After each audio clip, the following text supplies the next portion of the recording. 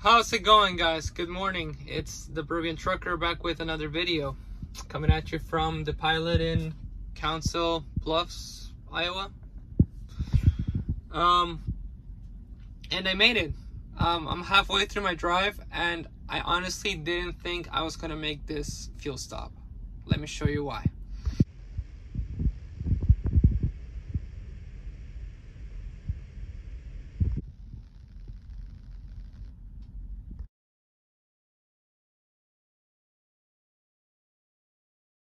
This is going to be a bit of a different video.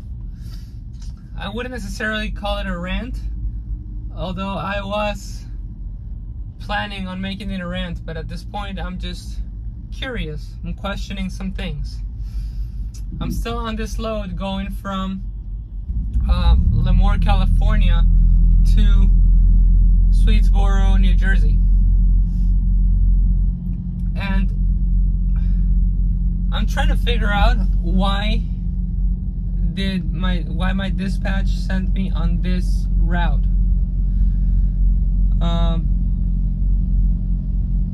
But let me take you to the beginning so I can explain that. So on Monday, I picked up this load. This load picked up at 9:30 in the morning on Monday in Lemoore, California. I was in Manteca, California at 3 in the morning of that same day, delivering my previous load when this load was proposed to me. So I went on good old Trucker Path and I entered my pickup location and my delivery location for this load, and Trucker Path gave me two routes. I'm gonna post them right here. We're just gonna call them the northern route and the southern route. And basically the northern route took me through I-70 to I-80. The southern route, the one that was mostly I-40 and then veered north around Oklahoma, not only was it a shorter distance, but also, according to Trucker Path, it was going to be less expensive for me.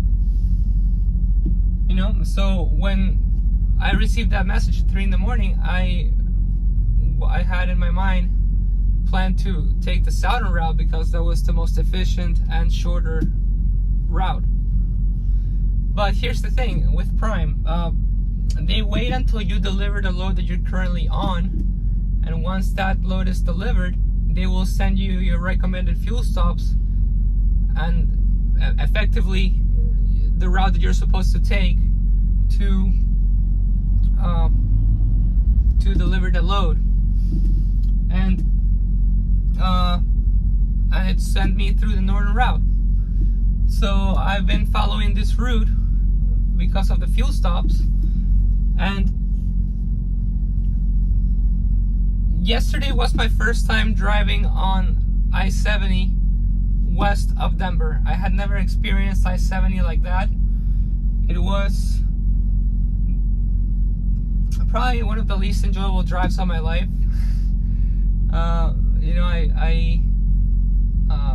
On my last video I was in Utah, so I took off from Utah towards Denver at around 1 in the morning, not knowing the journey ahead of me.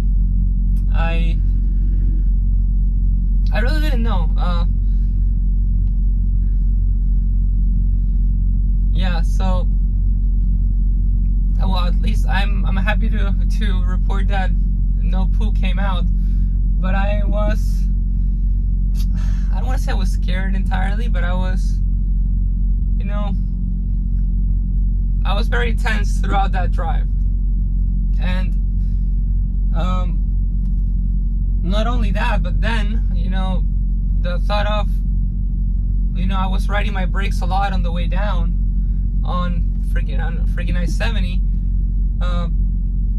and then I got to the Eisenhower Tunnel, where you get that sign that says, trucks use lower gear, 44-mile downhill, up ahead or whatever.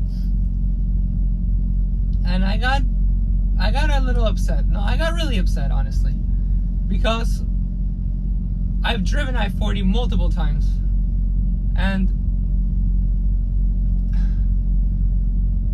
I know that it's not as twisty, or you know, it doesn't have that level of elevation. And you know, I started thinking about my brakes. You know, I've done a pretty good job so far.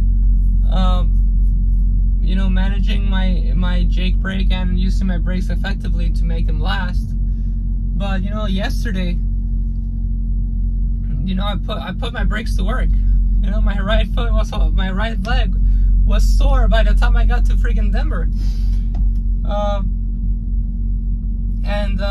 That's what I'm trying to figure out. I'm trying to figure out why did they route me through I-70 when I could have taken I-40. Now, I am a lease operator, so I could have chose that route anyway. I could have chose my own route, but I hadn't driven I-70 west of Denver before, so I didn't know that it was going to be that bad. And that's partially my responsibility, of course, but I didn't know better. So I'm trying to understand why my dispatch that, you know, sends thousands of pre-plans and plans thousands of loads for company drivers, hopefully in the most efficient way to save themselves some money. I'm trying to figure out why they sent me on that route, because not only was it longer, but it was horribly inefficient. You know, those uphills were had the truck doing 2 miles per gallon, 3 miles per gallon, and then if you add the expense of my brake wear, it really makes no sense. And hopefully someone that works with someone that works at Prime can answer that for me. I'm trying to just figure out what kind of algorithm they use to plan the route, or if they just go based on the cheapest gas prices, fuel prices, diesel prices, whatever. Because if that's the case, if they basically plan the route based on the diesel prices, it makes no sense. The long-term expense, or basically, I mean, it's long-term, taking that route is more expensive. You know, between the brake pad wear, between the wear on my brakes, between the fuel efficiency of the truck on those uphills, it really doesn't make sense to me. But maybe they know something that I don't. So comment down below if you have any insight on that. The second thing, same thing on this load. So they sent me my fuel stops, and the distance between my first fuel stop and my second fuel stop, I'm gonna post it right here again. And I'm not gonna lie to you guys, I didn't think I was gonna make it. I honestly, like when I saw the number, like 1,170 something miles, I honestly didn't think I was gonna make it from one fuel stop to the next. And that was before I had to ride the mountains on I-70. So once I got to Nebraska for, you know, my 10-hour break, I was at a quarter tank and a little under 300 miles away from that fuel stop, the one in Council Bluffs, Iowa. And I made it. I mean, that's the thing. Like hats off to Prime, I guess. Like I really didn't think I was gonna make it, but I guess like they calculated it really well. But at the same time, not really, because you know, I've worked on diesel vehicles before, Porsches, BMWs, and the way they calculated that fuel stop was to where I was almost dry on my tank. And again, maybe the fueling system on a semi, on the Freightliners, is different from on a diesel you know, passenger car. But you know, at least for passenger cars, I know that you don't want to run your diesel tank dry, because you're taking a risk of, you know, the fuel pump sucking up any debris or crap that may be laying at the bottom of the tank, potentially clogging something in the system. So that's definitely not something you want to do. You want to, you know, fuel your vehicle at a quarter tank the most. But I'm not gonna lie, on this one I actually wanted to see if it would make it, and it did, and I'm surprised. So, and by the way, it was like $700 to fill up the tanks after that. But yeah, that was a surprising moment for me. And that's it. That's pretty much, I mean, it's not really a rant. It's just, you know, like just pointing out some things that I noticed on this drive. And I guess in hindsight, I can't really complain about the route in which they sent me, because again, I started driving from Nebraska this morning. I stopped at my fuel stop in Counter Bluffs, Iowa, and then I kept driving. I'm well into Iowa on I-80, and I was on the phone with my brother. We were just talking, and I have an hour left on my clock, and for whatever reason I'm like, you know what, let me just pull over here. There's a pilot, let me just take my 10 here and I'll keep driving. And by chance, not planning this, I stopped and I pulled off on the exit for I-80. So yeah, I mean, I'm gonna get to have a nice meal and, you know, have a little bit of a better 10-hour break, I guess.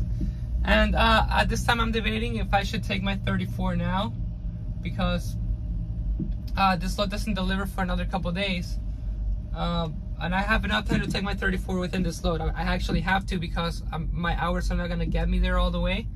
So I either take a 34 here, or I take it tomorrow 300 miles away from my delivery address. I'm still debating that. I guess I'll update you on that on the next video. But see, this is one of those things where I'm questioning why they send me on this route, but then everything happens for a reason. Like, there's always a silver lining. I'm at I-80 now, and I can't really complain. But I'm still curious on how they plan the routes or the fuel suggestions. Anyway, I want to thank you guys for watching, and I'll catch you in the next one. Bye.